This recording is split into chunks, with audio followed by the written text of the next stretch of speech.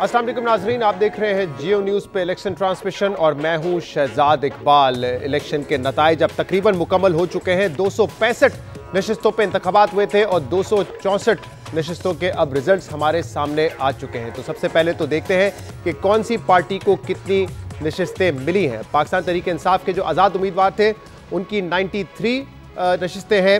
PMLN जिनको 4 आज़ाद उम्मीदवारों ने ज्वाइन किया है उनकी तादाद अब 78 हो चुकी है। पाकिस्तान पीपल्स पार्टी 54, MQM पाकिस्तान 17, जो आज़ाद अरकान थे जिनको किसी पार्टी की सपोर्ट हासिल नहीं थी उनकी तादाद है 5, JUIF 4 और काफ लीग की 3 नशिस्तें हैं। तो 264 नताइज अब हमारे सामने आ चुके हैं। एक सीट का अभी तक रिजल्ट आना बाकी है। और एक तरफ तो हम देख रहे हैं कि चंद सियासी जमातें मुल्क भर में एहतजाज कर रही हैं। उनका ये शिकवा है कि हमारे खिलाफ रिगिंग हुई है, जबकि दूसरी तरफ सियासी पार्टीज जोड़ तोड़ में लगी हुई हैं और कोशिश की जा रही है कि कोalition गवर्नमेंट सामने आए, क्योंकि किसी भी पार्टी को सादा अक्सरियत हासिल नहीं हुई है।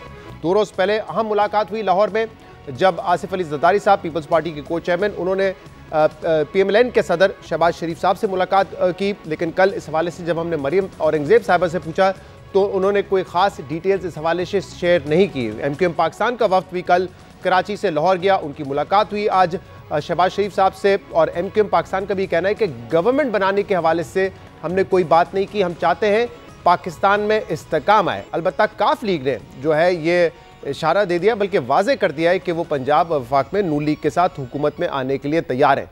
लेकिन सबसे अहम बात यह है कि पीपल्स पार्टी के बगैर ना नून लीग वफाक में हुकूमत बना सकती है, ना ही तहरीक इंसाफ जो ये दावा कर रही है कि हम भी हुकूमत बनाएंगे वफाक में, उनका कोई चांस है पीपल्स पार्टी के बगैर इत्तेहाद बनाने का। तो पीपल्स पार्टी इस सारे इक्वेशन में एक अहम किरदार अदा करेगी, जबकि सूबों में पोजीशन काफ़ी हद तक वाज़े है। नून लीग की जो अक्सरियत है वो पंजाब असम्बली में है, उनके पास उनके 137 उम्मीदवार जो हैं वो इंतखाबात जीते हैं। जो आज़ाद है जिनका किसी पार्टी से ताल्लुक़ नहीं है उनकी तादाद 22 है। तो वो अगर नून लीग में शामिल हो जाए तो नून लीग पंजाब में बआसानी हुकूमत बनाने में कामयाब हो जाएगी।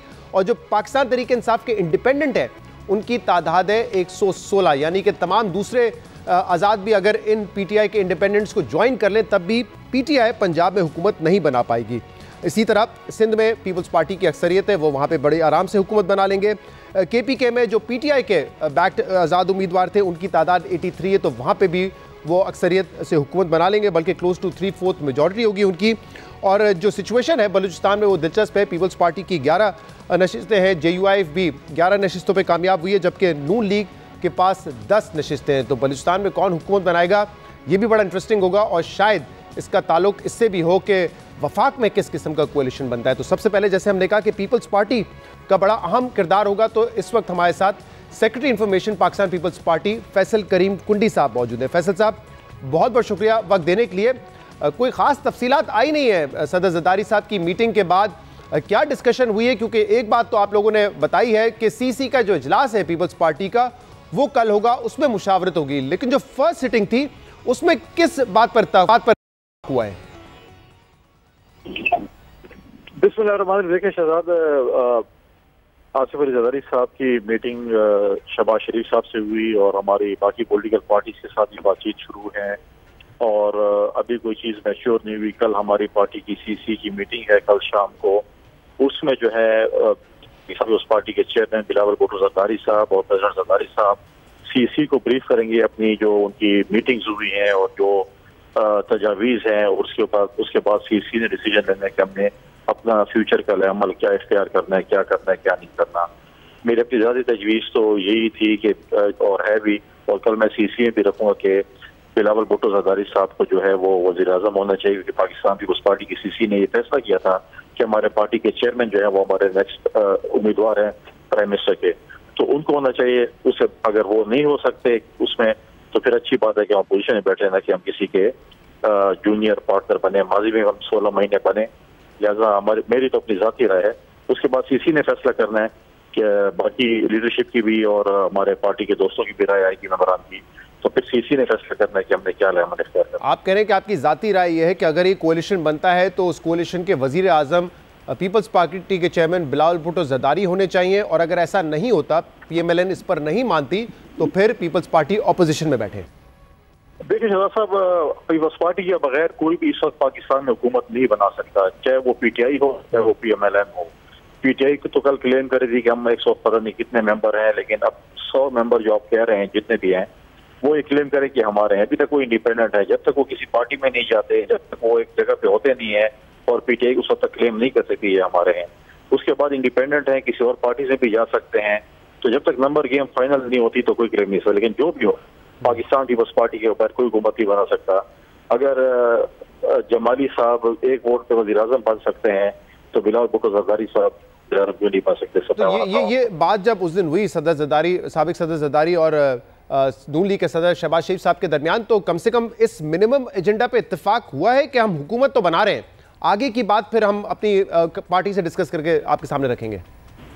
देखिए ये तो बातचीत होती है ना, अब हमारी पार्टी के सामने कल रखी जाएगी और पार्टी फिर उस पर अपनी जो है वो तजावीज़ देंगे और डिसीजन लेंगे। मैंने अपनी ज़ाती वो रखी है, कल मैं अपनी जो है वो पार्टी में भी मीटिंग में भी बात करूंगा, लेकिन बाकी मेंबरान भी करेंगे। तो मैं समझता हूँ कि बिलावल भुट्टो ज़रदारी साहब ने जिस तरीके से कैंपेन चलाई है, जो हमारा मैनिफेस्टो है, उस पर अमल दरामद उस वक्त ही हो सकता है, आवाम को रिलीफ उस वक्त ही मिल सकती है, इस मुल्क के आवाम को, जब बिलावल भुट्टो ज़रदारी साहब वज़ीर आज़म होंगे। तो अच्छा, बट फैसल साहब ये बताएं ना, देखें आपकी कौमी असम्बली में इस वक्त 54 नशिस्तें हैं, नून लीग की 78 हैं, आपसे 24 ज़्यादा हैं, तो नून लीग इस बात पे क्यों मानेगी? हक तो उनका नहीं बनता? अगर सबसे बड़ी पार्टी इस कोलिशन में उनकी है और 24 सीटों के साथ है, तो हक तो उनका बनता है कि वज़ीर आज़म उनका हो। देखिए माजी में अगर आप देखें सूबाई असम्बलियों में भी और कौमी असम्बली में भी, जब छोटी पार्टियां, ऐसी पार्टियां भी थी जिनको जो है वो आप बलूचिस्तान पार्टी को आपने 7% क्यों दिया? थोड़े मेंबरान थे और मेन पार्टियां उनके साथ जो है अलायंस में होते थे, लिहाजा बाकी ऐसे होते रहते हैं जब छोटे ग्रुप्स को जो है वो करते हैं। लेकिन हमारे पास एक बहुत बड़ी तादाद है कौमी असम्बली में और हमारे बगैर हुकूमत बना सकते हैं तो बना लें। अगर हमारे बगैर हुकूमत नहीं बना सकते तो फिर हम हक बनता है कि हमें इस वक्त मौका दें। हमने 16 महीने PMLN को मौका दिया, अब हमारा हक बनता है कि हमें भी मौका दें थे और हम हमारे साथ वो शामिल हों और हम इस मुल्क को एक एनर्जेटिक जो है हमारे जो लीडर हैं उस मुल्क को अगर लेकर चले। तो आप इस लेवरेज को इस्तेमाल करना चाह रहे हैं कि पीपल्स पार्टी के बगैर आप हुकूमत बना तो नहीं सकते, तो अगर फिर भी ख्वाहिशमंद है हुकूमत बनाने के तो फिर हमें वजीर आजम की कुर्सी दे, क्योंकि जो आपने जमाली साहब वाली मिसाल दी वो बैठती नहीं है ना। आपको पता है डिक्टेटर का दौर था, तो वहां पे तो जिसको उन्होंने चुनना था, बाकी उनकी जो किंग्स पार्टी थी उन्होंने भी सपोर्ट करना था। यहाँ पे सूरत हाल मुख्तलिफ है। तोड़ा गया था, पीपल्स पार्टी को बैन कर दिया, हमने पार्लियामेंटेरियन बनाई और अगर जो भी हैं, हम ये कह रहे हैं कि इस वक्त हम जो है वो डिसीजन मेकर हैं। जो भी जमात, कोई भी जमात पीपल्स पार्टी के ऊपर हुकूमत नहीं बना सकती, लिहाजा हम कहते हैं कि एक विजनरी लीडर को वज़ीर आज़म होना चाहिए और वो बिलावल भुट्टो ज़रदारी साहब है। अच्छा, वैसे इस्लामाबाद में ये बातें गर्दिश कर रही हैं कि अगर पीपल्स पार्टी को ऑफर किया जाए कि आप वज़ीर आज़म की कुर्सी पे ना बैठें, आप सदर ले लें, प्रेसिडेंट आपकी पार्टी से हो, स्पीकर कौमी असम्बली आपकी पार्टी से हो, चेयरमैन सेनेट आपकी पार्टी से हो, तो पीपल्स पार्टी इस पर इत्तेफाक कर लेगी, राजी हो जाएगी इस मामले पे, क्योंकि वैसे ही प्राइम मिनिस्टर बन के इतनी मुश्किलात इस वक्त मुश्किलात होंगी, सामने मुश्किल फैसले कर रहे हैं, तो सेफ बैट यही है चेयरमैन सेनेट, स्पीकर कौमी असम्बली और सदर पाकिस्तान की कुर्सी। देखिए ये तो गर्दिश वाली बातें हैं ना, ये कल CC में जब रखी जाएंगी हमारे सामने बातें, तो CC ने डिसाइड करना है कि हमने क्या करना है। मैं तो कोई ऐसा वो नहीं हूँ कि मैं डिसीजन ले सकता हूँ या कोई और ले सकता है। CC ने डिसीजन लेना है कि CC ने उस डिसीजन पे क्या करना है, जो बातें हुई हैं उस पर CC ने फाइनलाइज करना है कि हमने आगे का अमल क्या इख्तियार करना है। और ये बताइएगा कि अगर इत्तेफाक नहीं होता नून लीग और आपके दरमियान, तब भी आप तो कह रहे हैं कि फिर मैं कहूँगा कि ऑपोजिशन में बैठे, लेकिन क्या ये ऑप्शन है कि फिर आप जो PTI के इंडिपेंडेंट्स हैं उनसे बातचीत करें और उनके साथ कोएलिशन गवर्नमेंट बनाएं? इस पर मैं आपको ये बता दूं, वैसे गौहर अली खान साहब तो कह चुके हैं कि हम किसी के साथ मखलूत हुकूमत नहीं बनाएंगे, लेकिन जाहिर सी बात है पॉलिटिक्स में तो कुछ भी हो सकता है, तो बातचीत करेंगे इस हवाले से या नहीं करेंगे? देखिए गौहर अली खान साहब ने तो कल ये कह दिया कि हम हुकूमत बनाने जा रहे हैं। अब वो उनके 100 मेंबर है भी नहीं, चलो फॉर एग्जांपल हम मान भी लेते हैं 100 मेंबर 93 है उनके 93 है, 100 नहीं है, 93 है, 90 है, 100 है, 100 तो क्लेम कर हमारे 170 है। 170 कहाँ से आ गए? 160 170 क्लेम कर रहे थे, तो किधर है? ऑन पेपर तो नहीं है। अब आप बात करेंगे जो आपके सामने रिजल्ट है उसके मुताबिक बात करेंगे, तो हुकूमत नहीं बना सकते। इन 93 पे कैसे हुकूमत बनाएगा? 93 इनके भी हैं, मान भी लेन के हैं, तो कैसे हुकूमत बनाएंगे? अब तक तो उनके है नहीं, जब तक वो किसी जमात नहीं। तो वही मैं पूछ रहा हूँ, क्या पीपल्स पार्टी चाहेगी कि अगर नून लीग से बात नहीं तय होती तो फिर उनसे इत्तेहाद करें? देखिए, ये खबर वक्त है, अभी तक पार्टी सीसी ने ये डिसीजन नहीं किया कि हम किसी और जमात के साथ बातचीत कर सकते हैं या नहीं कर सकते। मुझे मुश्किल लगता है कि उनके साथ हमारी बातचीत हो, लेकिन पॉलिटिक्स में कोई हर्फ आखिर नहीं होता। माजी में भी चेयरमैन सेनेट के लिए जब उन्होंने अपना कैंडिडेट दिया था और हमने डिप्टी चेयरमैन के लिए दिया था, तो दोनों जमातों ने एक दूसरे को वोट भी किया था। तो पॉलिटिक्स में कोई हर्फ आखिर नहीं होता, कभी भी किसी साथ हो सकती है। हाँ, ये प्रपोजल जो आप नून लीग के सामने लेके आपकी जाती राय के जाना चाहिए कि बिलावल भुट्टो प्राइम मिनिस्टर हो, तो ये आप पीटीआई के सामने भी रख सकते हैं कि ठीक है आपके साथ इत्तेहाद बनाते हैं, लेकिन प्राइम मिनिस्टर जो है बिलावल भुट्टो जरदारी होंगे। मेरी तो ये तजवीज़ है, क्योंकि दोनों जमातें हमारे बगैर हुकूमत नहीं बना सकती, तो डेफिनेटली बिलावल भुट्टो जरदारी साहब की वज़ीर आज़म होना चाहिए। वैसे फ्रैंकली ये ऑप्शन है पीपल्स पार्टी के पास कि वो हुकूमत में बैठे ही ना, क्योंकि अगर आप हुकूमत में नहीं बैठेंगे नून लीग के साथ तो इसका मतलब तो पता नहीं हुकूमत बनेगी नहीं, फिर तो एक हंग पार्लियामेंट होगा, किसी की अक्सरियत ही नहीं होगी, इस तरह तो निज़ाम नहीं चल सकता। तो कहीं ना कहीं से ये दबाव आप पर भी होगा कि आपने बैठना है कोalition गवर्नमेंट ने और आगे बढ़ाना है मुल्क को। देखिए, हम क्यों नहीं बैठ सकते अपोजिशन में? हम अगर सिंध में हमारी हुकूमत इंशाल्लाह सिंपल मेजोरिटी के साथ बन रही है, बलूचिस्तान में अगर हम हुकूमत बनाए, हम इस पोजीशन में है कि हम हुकूमत बना सकते हैं कोलिशन पार्टनर के साथ, दो सूबे में हुकूमत बना सकते हैं, तो हम हमने कोई पहली दफा तो अपोजिशन में ही बैठे, हम कई दफा अपोजिशन में बैठे हैं, हम कई दफा हुकूमतों में बैठे हैं। और अब ये डिपेंड करता है पार्टी लीडरशिप क्या फैसला करती है। और मैं समझता हूँ कि अच्छा डिसीजन। 16 महीने भी हमने हुकूमत कोलिशन गुजारी थी, जिससे हमें बहुत से तहफ़्फ़ुज़ात भी थे। लिहाजा अब ये 16 महीने तो नहीं होगी, अब ये 5 साल की पार्लियामेंट है, कितनी हुकूमत होती कितनी नहीं होती, लेकिन ये चीज़ है कि अब उसको भी देखना पड़ेगा कि हम इसको किस तरीके से आगे लेके जा सकते हैं। सही, लेकिन मैं ये कह रहा हूँ कि अगर आप नहीं बैठते नून लीग के साथ हुकूमत में, तो फिर हुकूमत बनेगी किसकी वफाक में? फिर क्या होगा? जिसके पास सबसे ज़्यादा सीट्स होंगी और वो अक्सरियत से बन जाएगा, यानी कि फिर तो चांस तहरीक इंसाफ के इंडिपेंडेंट कैंडिडेट्स का ज़्यादा हो जाएगा ना, उनकी नशिस्त से ज़्यादा है। नहीं, आपने 168 का नंबर भी पूरा करना है ना। ऐसा तो नहीं है कि आप 100 मेंबर्स पे जो है हुकूमत बना सकते हैं। आपने उसके लिए आपको 168 गालिबन 169 नंबर चाहिए, वो भी पूरे करना। और अगर कोई भी कोलिशन वो पूरी नहीं कर सके फिर क्या होगा? फिर दोबारा इलेक्शन में भी जा सकते हैं। तो अगर नहीं होगा तो फिर मुल्कों में होता रहता है, जमहूरी मुल्कों में होता रहता है। और अब देखते हैं कि क्या होता है क्या नहीं होता, लेकिन कल सीसी के बाद ये चीज़ें सामने आएंगी, क्लियर होंगी क्या चीज़ होती है। सही, आप हमारे साथ ही रहिएगा। फैसल करीम कुंडी साहब, एक ब्रेकिंग न्यूज़ भी है, उस्मान भट्टी हमारे नुमाइंदे हमारे साथ हैं और लाहौर से एक ऐसे इंडिपेंडेंट कैंडिडेट जिनकी पाकिस्तान तहरीक इंसाफ की, वो जीते इलेक्शन, रुहेल असगर को उन्होंने हराया, लेकिन अब उन्होंने ऐलान किया नून लीग में शामिल होने का। उस्मान भट्टी, क्या तफसीलात है इस हवाले से? जी, ये पाकिस्तान मुस्लिम यूनियन की लाहौर में एक बहुत बड़ी कामयाबी है, क्योंकि आज के दिनों में जो है वो जोड़ तोड़ का सिलसिला जारी है। ये वसीम कादरी का नाम है, जिन्होंने आज़ाद हैसियत में पीटीआई की सपोर्ट से लाहौर में एमएनए का इलेक्शन कॉन्टेस्ट किया था और इनके मुकाबले पर नून लीग की जानिब से जो उम्मीदवार थे एमएनए के, वो रुहेल असगर थे, वो हार गए। वसीम कादर को आज जो है वो उन्होंने गुफ्तगू की नून लीग की क़यादत से और उन्हें आज मुलाकात करवाई गई चीफ ऑर्गेनाइजर पाकिस्तान मुस्लिम नून की मरियम नवाज से जाती उमरा में, और इन्होंने वहां पर ऐलान किया कि वसीम कादर ने कहा कि मैं मुस्लिम नून जो है वो ज्वाइन करता हूं। अब लाहौर से जो 3 जो कैंडिडेट थे वो हारे थे नून लीग के, उनमें से जो एक कैंडिडेट पीटीआई के जीते थे, वो उन्होंने आज बाज़ाब्ता तौर पर मुस्लिम नून में शमूलियत का ऐलान कर दिया है। जी सही है। और ये जो वसीम कादर साहब हैं, ये पीटीआई के सपोर्टेड कैंडिडेट थे। जब कैंपेन हो रही थी तो पीटीआई ने बाकायदा इनको सपोर्ट किया था इस इलेक्शन को कामयाब होने के लिए। वसीम कादर का थोड़ा सा बैकग्राउंड बताऊं, ये पहले भी नून लीग के ही जमात में थे, तो फिर ये कुछ वजूहात की बिना पर नून लीग छोड़ गए थे। अब जो है पीटीआई की तरफ से आज़ाद उम्मीदवार के तौर पर ये सामने आए थे और इन्होंने रुहेल असगर डार का मुकाबला किया था। अब जो है इन्होंने बाज़ाब्ता तौर पर मुस्लिम नून में शामिल हो गए हैं और ये लाहौर के पीटीआई के जनरल सेक्रेटरी का ओहदा भी इनके पास था। और अब ये इनको आज जो मुलाकात करवाई गई है वो नून लीग के जो लाहौर के सदर हैं जमात के सैफ खोखर, उनके हमरा इन्होंने चीफ ऑर्गेनाइजर मरियम नवाज से जाती मुलाकात की है और मुस्लिम नून में शमूलियत का ऐलान कर दिया है। सही है, बहुत शुक्रिया उस्मान भट्टी, आप हमारे साथ मौजूद थे। हमारे सामने वो तस्वीर भी मौजूद है जहाँ पे वसीम कादर जो है पीएमएलएन की चीफ ऑर्गेनाइजर मरियम नवाज के हमरा मौजूद है। उन्होंने गुफ्तगू भी की है, क्या कहा है उन्होंने, सुनिए। Qadir general secretary PTI Lahore था। मैं अपने घर वापस आ गया हूँ। अपने इलाके की डेवलपमेंट के लिए, अपने इलाके के लोगों के लिए मैं दोबारा मुस्लिम लीग में ज्वाइन कर लिया मैंने। वेलकम। तो आपने वसीम कादिर साहब की गुफ्तगू सुनी, उन्होंने कहा कि मैं अपने घर वापस आ गया हूं। जैसे हमारे नुमाइंदे उस्मान भट्टी बता रहे थे कि पहले ये नून लीग में थे, इस मरतबा टिकट उनको यहाँ से नहीं मिला था, लेकिन उन्होंने रुहेल असगर साहब को शिकस्त दी है और अब वो नून लीग में शामिल हो गए। तो जो सवाल उठ रहा था कि जो PTI के आज़ाद हैं वो क्या आज़ाद PTI के साथ ही रहेंगे या किसी और पार्टी में शामिल हो जाएंगे। अब से कुछ देर पहले फैसल करीम कुंडी साहब ने भी कहा कि वो आज़ाद ही तस्वीर किए जाएंगे जब तक ये फैसला नहीं कर लेते कि उन्होंने कोई पार्टी ज्वाइन करनी या नहीं करनी। तो फैसल करीम कुंडी साहब, एक ऐसा इंडिपेंडेंट जो कि बैक्ड था बाय PTI, उन्होंने तो शमूलियत इख्तियार कर ली है नून लीग में, यानी कि एक नंबर और उनका बढ़ गया है।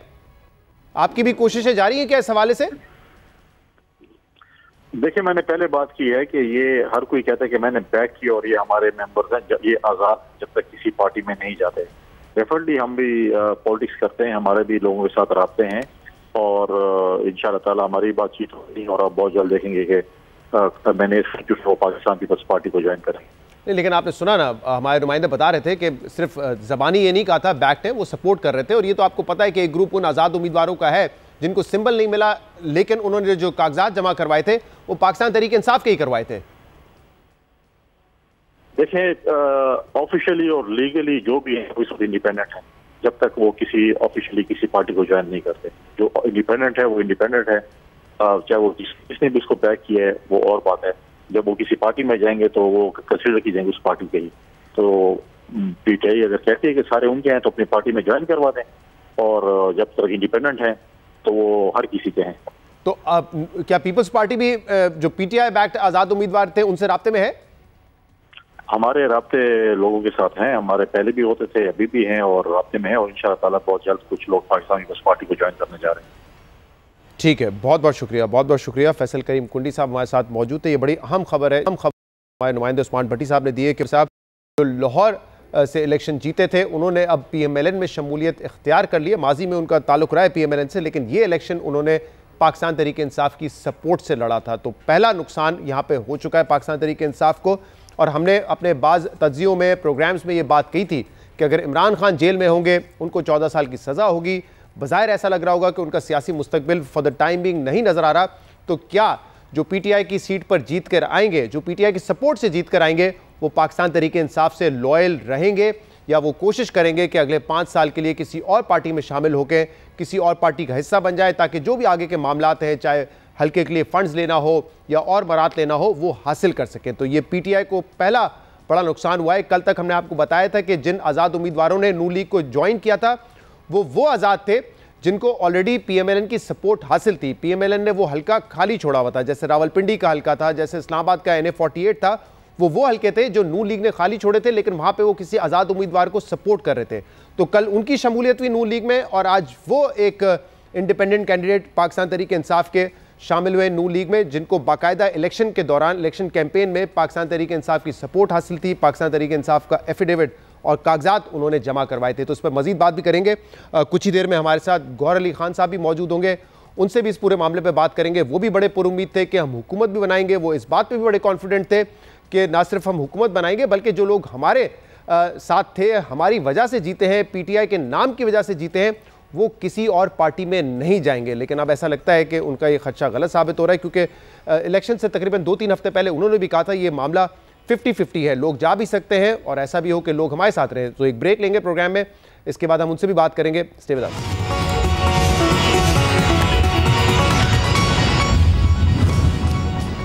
वेलकम बैक नाजरीन। ब्रेक में जाने से पहले हम बात कर रहे थे पीपल्स पार्टी के सेक्रेटरी इंफॉर्मेशन फैसल करीम कुंडी साहब से, जो कह रहे थे कि पीपल्स पार्टी के बगैर ना PMLN हुकूमत बना सकती है, ना ही पाकिस्तान तहरीक इंसाफ हुकूमत बना सकती है। जबकि पाकिस्तान तहरीक इंसाफ ये दावा कर रही है कि हमारे जो आज़ाद उम्मीदवार जीते हैं उनकी बिना पर हम हुकूमत बना सकते हैं, लेकिन किसी से इत्तेहाद नहीं करेंगे। इस पर मजीद बात करेंगे। चेयरमैन पाकिस्तान तहरीक इंसाफ गौहर अली खान साहब इस वक्त हमारे साथ मौजूद है। गौहर साहब, बहुत बहुत शुक्रिया वक्त देने के लिए।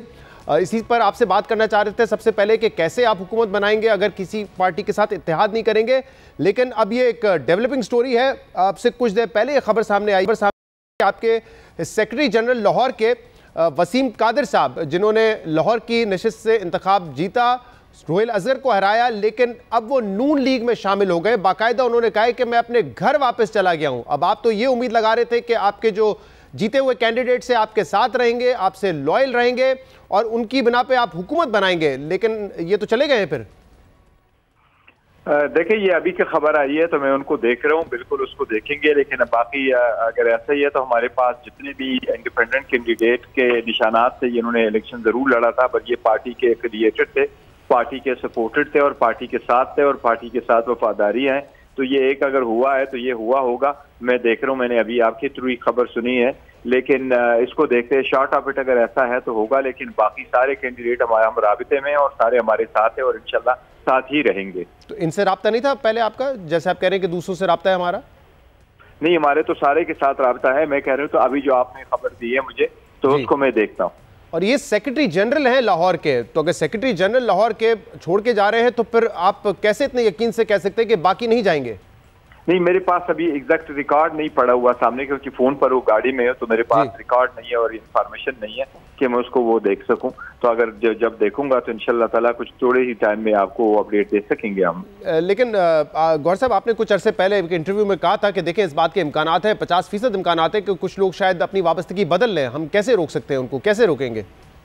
देखिए, रोकेंगे तो ये कि रोकेंगे ऑब्वियसली आपकी बात ठीक है कि हमने खदशे का इजहार जरूर किया था कि कुछ लोग वफादारियां बदल सकते हैं, क्योंकि अगर आप इसके मैंडेट में नहीं है पार्टी में, लेकिन हमें ये एतमाद जरूर था इन पे कि ये हमारे लायल बंदे थे, उन्होंने बड़े हार्ड वर्क में पार्टी के साथ रहे थे। और सेकंड ये कि लोग सारे देखते थे कि अगर जिसकी सपोर्ट से वोट से आप मुंतखब होकर के आ जाते हैं तो लोग नहीं समझते कि एक अच्छी रिवायत है कि आप द नेक्स्ट डे किसी और पार्टी को जाके ज्वाइन करें और मैंडेट जो पब्लिक का मैंडेट आपके पास एक अमानत के तौर पर एक पार्टी के बिहाफ से आपके पास आया है, आप उसको स्विच ओवर करके किसी और पार्टी की गोद में बैठ जाए।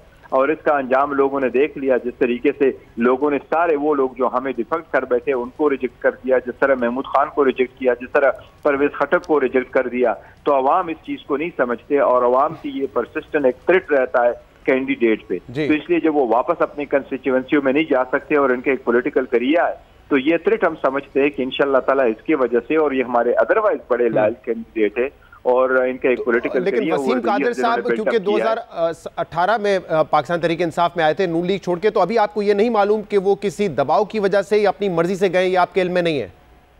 नहीं, अभी मेरा कोई बिल्कुल राबिता भी नहीं हुआ, नाम का भी मैंने अभी देखा है, मैं देखूंगा कि क्या हुआ है। बिल्कुल हम we should be able in a couple of very soon should be able की क्या हुआ है। सही है।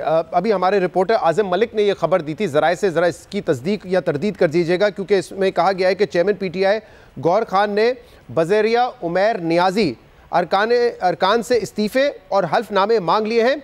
इस्तीफ़े और हल्फनामे लेने का मकसद आज़ाद अरकान को वफादारियाँ बदलने से रोकना है। तो क्या आपने जो अरकान आपके जीते हैं उनसे आपने हल्फनामे और इस्तीफ़े मांगे? नहीं, ऐसी कोई बात नहीं है, नहीं हमने इस्तीफा मांगा है, नहीं कोई ऐसे हल्फनामे मांगे उमैर नियाजी साहब के थ्रू। ये हमने कल कोर कमेटी में भी ये फैसला ही हुआ था और हमने एक फोकल पर्सन रखा हुआ है कि के लिए, क्योंकि उमैर नियाजी साहब, बैरिस्टर उमैर नियाजी साहब बहुत अच्छी तरह जानते हैं सारे एमएनएस को, पार्टी के साथ बड़े अरसा से बहुत अटैच रहे हैं और बड़े कमिटेड है इस लाइन में, तो वो एमएनएस के साथ इन टच रहेंगे।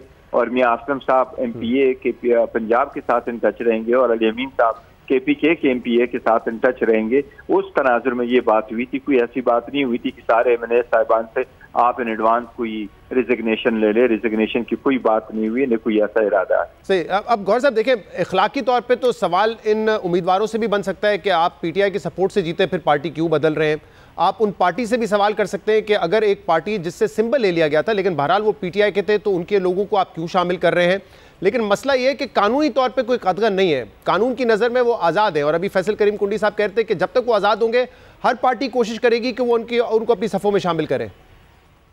नहीं, ऐसी बात नहीं है। आज़ाद कैंडिडेट के दो किस्म के होते हैं, जैसे ट्राइबल एरियाज में होते हैं, उनके नॉमिनेशन पेपर में पार्टी एफिलिएशन नहीं होता और जब वो आ जाते हैं और सपोर्ट करते हैं, इलेक्शन लड़ते हैं, तो किसी पॉलिटिकल पार्टी के प्लेटफॉर्म से झंडे के तले वो इलेक्शन नहीं लड़ते, नहीं उसको पार्टी के कोई वर्कर सपोर्ट कर रहे होते, वो ऑन जोन वो जीत करके आ जाता है, तो वो इस किस्म का इंडिपेंडेंट होता है कि उसने किसी न किसी पार्टी को ज्वाइन करना होता है। ये तो हमारे पार्टी के ज्वाइन शुदा होते हैं, ये तो पार्टी के बेसिक मेंबर है, ये तो पार्टी नहीं, sir election commission of Pakistan जो नताइज जारी कर रहा है उसमें उनको इंडिपेंडेंट में शामिल किया हुआ है, चाहे वो PTI बैक्ट हो या ना हो। लेकिन मेरा जो सवाल है आपसे गौर साहब वो ये है कि कानूनी तौर पे देखें, अगर कोई इस वक्त नून लीग के शेर के निशान पे जीत के आया है तो वो फ्लोर क्रॉस नहीं कर सकता, वरना उसके ऊपर 63A लागू हो जाएगा।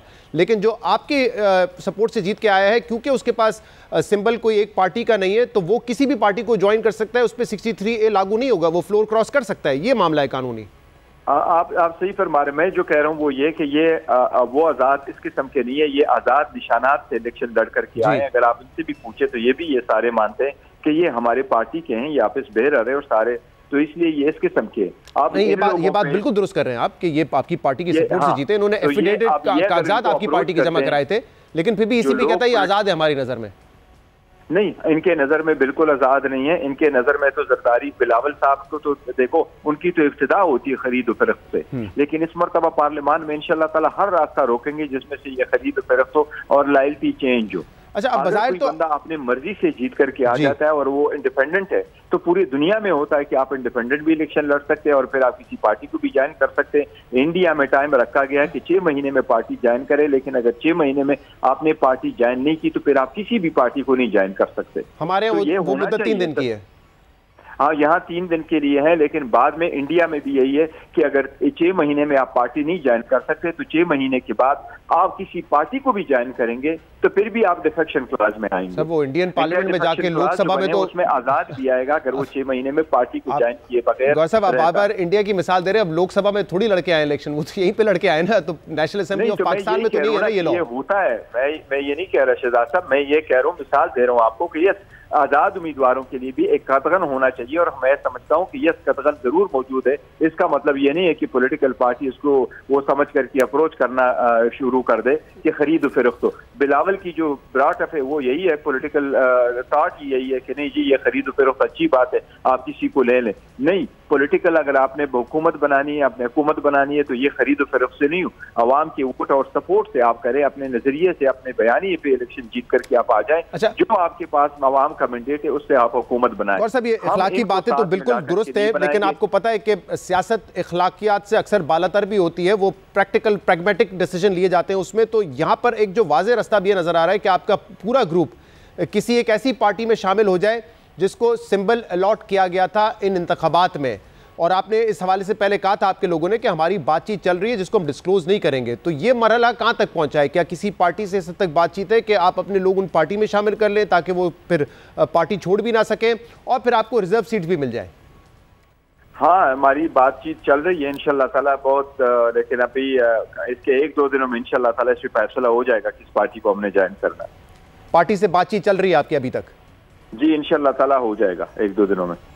अच्छा, ठीक है। तो रिजर्व सीट्स भी आपको मिल जाएंगी, क्योंकि उस पार्टी ने क्या कोई पहले से फहरिस्त दी है खवातीन की रिजर्व्स और माइनॉरिटी रिजर्व सीट्स की? नहीं, वो फिर बताएंगे इंशाल्लाह ताला, और रिजर्व सीट और जो जितनी रिजर्व सीट है वो इंशाल्लाह ताला हमें मिलेगी और रिजर्व सीट ही के लिए हम एक पार्टी को ज्वाइन करेंगे, उसके बाद देखेंगे फ्यूचर कोर्स क्या लेना है। लेकिन इसमें जरा वजाहत कीजिएगा कि उस पार्टी ने अगर, क्योंकि आई एम श्योर जिस पार्टी को भी आप ज्वाइन करेंगे वो ऐसी पार्टी तो नहीं होगी जिसके पास 54 सीटें होंगी या 78 होंगी, यानी कि नू लीग, पीपल्स पार्टी या MQM तो नहीं होगी, कोई ऐसी पार्टी होगी जिसके पास एक आध नशिस्त हो या शायद एक आध भी ना हो। तो क्या उन्होंने अपनी पहले से रिजर्व सीट्स की लिस्ट इलेक्शन कमीशन में जमा करवाई भी होगी? नहीं, हम इन सब चीजों को देखेंगे, लेकिन फिलहाल ये कोई फैसला नहीं हुआ कि किस पार्टी को हमने ज्वाइन करना है, और जिस भी पार्टी को ज्वाइन करेंगे और रिजर्व सीटें हमारी होगी, जरूरी नहीं है कि वो प्रायोरिटी लिस्ट जो पहले से मौजूद है उसके मुताबिक हो, लेकिन जो भी हम रिजर्व सीट लेंगे वो हमारी ही पार्टी की ही के होंगे। अच्छा, पहले इलेक्शन से पहले ये बात चल रही थी कि MWM वो एक पार्टी हो सकती है, लेकिन कल हमारे प्रोग्राम में रऊफ हसन साहब ने उसको तो रूल आउट किया क्योंकि वो कह रहे हैं उन्होंने तो कोई लिस्ट ही जमा नहीं करवाई। फिर कल ये जराए से खबरें सामने आने लगी कि जमात इस्लामी से आपका राब्ता हुआ है, लेकिन जमात इस्लामी की कुछ ऐसी कंडीशंस हैं जिस पर पहले एतराज़ था इमरान खान साहब को जब अडियाला जेल में, उनसे कल डिस्कशन हुई, लेकिन अब शायद वो भी कुछ इसमें नरमी दिखा रहे हैं। क्या ये बात दुरुस्त है?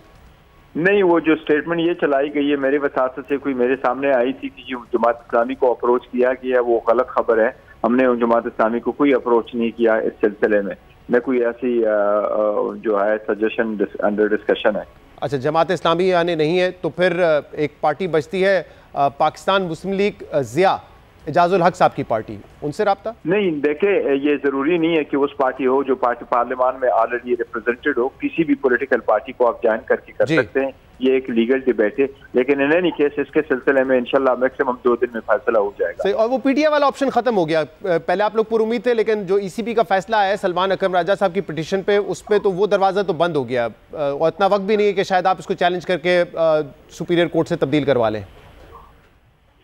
नहीं, वो तो एक बात है, लेकिन अभी जब सारा कुछ इतना प्रोसेस कंप्लीट हो गया और आपने ज्वाइन करना है, नोटिफिकेशन आने के बाद फिर देखेंगे कि किसी और पार्टी को जाएंगे बजाय इसके कि हम ये कह दें कि हमारे अपने पार्टी में हम वापस आ जाए, बिकॉज हम कोई ऐसा स्टेप नहीं लेना चाहते जिसको ये डिस्प्यूट बना करके हमारी सीटों को इफेक्ट कर सके। तो हम वही रूट लेना चाह रहे हैं जो बिल्कुल सेफेस्ट हो। सेफेस्ट यही कि किसी और पार्टी में शामिल हो जाए। ये बिल्कुल सही फरमा रहे हैं आप। सही। और ये बताइएगा कि हुकूमत साजी के हवाले से आपका ये बयान सामने आया है कि हम हुकूमत बनाएंगे, लेकिन आपके नंबर्स जो आपके इंडिपेंडेंट है वो 93 थे, अब एक कम हो गया तो 92 रह गए। कैसे आप अपने तौर पे हुकूमत बना सकते हैं, क्योंकि आप ये भी कह रहे हैं हम किसी पार्टी से इत्तेहाद नहीं करेंगे। जी बिल्कुल, आप सही फरमा रहे हैं, किसी के साथ इत्तेहाद हम नहीं करने जा रहे, लेकिन ये भी है कि हमारे पास जो डेटा मौजूद है, और हम तो सिर्फ ये कह रहे हैं कि जो लोग वोट पोल हुए हैं और उस वोट से जो वजह हुआ है फॉर्म 45, उस फॉर्म 45 प्रिजाइडिंग अफसरान साहिबान लेकर के आरओ के पास जाते हैं, आरओ वहां से उसको फॉर्म में कन्वर्ट करके बनाता है फॉर्म 47 और वही रिजल्ट कहलाते हैं। हमारा मुतालिबा यही है कि आप वही रिजल्ट डिक्लेयर करो, आवाम के मैंडेट का एहतराम करो, और वही रिजल्ट अगर डिक्लेयर हो जाता है तो हमारे पास सिंपल मेजॉरिटी मौजूद है। हमारे पास अगर 70+ सीट्स हैं और उसके बेस पे हमें रिजर्व सीटें भी मिलेगी तो then we have the majority.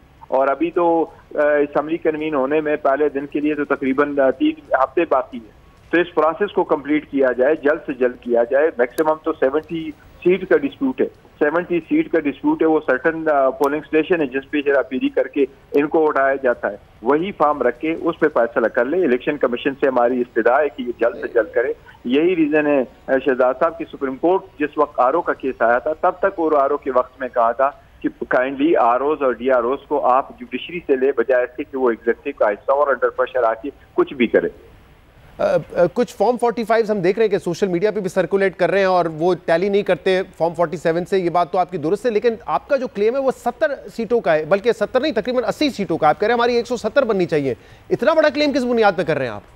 देखिए, मैं बुनियाद पे कर रहे हैं कुछ तो ऐसे ही जो ऑलरेडी डिक्लेयर सीट है। कल मैंने उसके फैक्ट एंड फिगर अपने प्रेस कॉन्फ्रेंस में दिया। 3 इस्लामाबाद की उठा ले, 4 सिंध के हैं और बाकी पंजाब के। ये तो एग्जैक्टली ऐसे थे कि वो डिटरमिन्ड हो चुके थे, वो ये तो इंटायर रिजल्ट नतीजा जो है वो कंपाइल हो चुका था, कंप्लीटली हमारे विनिंग सीट को कन्वर्ट किया गया है।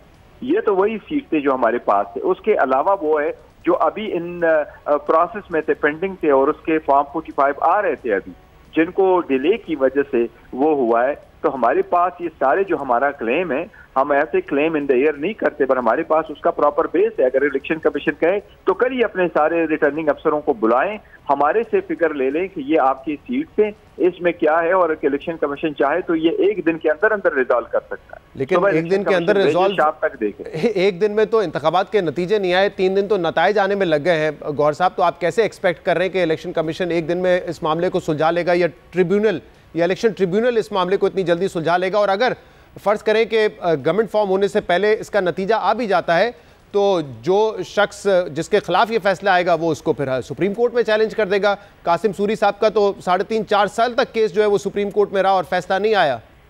हाँ, देखिए, डिस्प्यूटेड क्वेश्चंस ऑफ फैक्ट अगर हो और अगर आप समरली नहीं डिसाइड कर सकते तो वो जाते हैं ट्रिब्यूनलों में, और इससे पहले रिकाउंटिंग है जी, वो उसके रिकाउंटिंग। लेकिन नहीं वे वो 45 डेज के बाद आपसे रिटर्न नोटिफिकेशन होता है, उसमें लगता है। लेकिन ये जो प्रोसेस है इसमें इतना कुछ नहीं है। ये तो सिर्फ और सिर्फ इलेक्शन कमीशन ने पहले भी ऐसा किया। अगर आज के दिन में कल इलेक्शन कमीशन बुला लेता है रिटर्निंग अफसर, अगर इलेक्शन कमीशन के पास ये विल है करने का और इरादा रखते हैं और ये चाहते हैं कि हम अपनी ये आखिरी जिम्मेदारी आईनी तरीके से निभा सकें, तो वो कल ही बुला ले उन रिटर्निंग अफसरान साहिबान को और उनको कहे आप फलाना पोलिंग स्टेशन के फॉर्म को आप रखें, इनको टैली कर ले, बताएं जी कौन जीता हुआ। अब आपने बड़ी अहम बात खुद ही कर दी है कि अगर विल है, अब ये वो इलेक्शन कमीशन है जिस पर आप एतमाद का इजहार नहीं करते, ये वो इलेक्शन कमीशन है जिसने इलेक्शन के दिन टेलीकम्युनिकेशन सर्विसेज बंद कर दी जिस पर आपने तनकीद की, ये वो इलेक्शन कमीशन है जिसने नताइज बर वक्त नहीं दिए, आप लोग इस पर तनकीद करते रहे।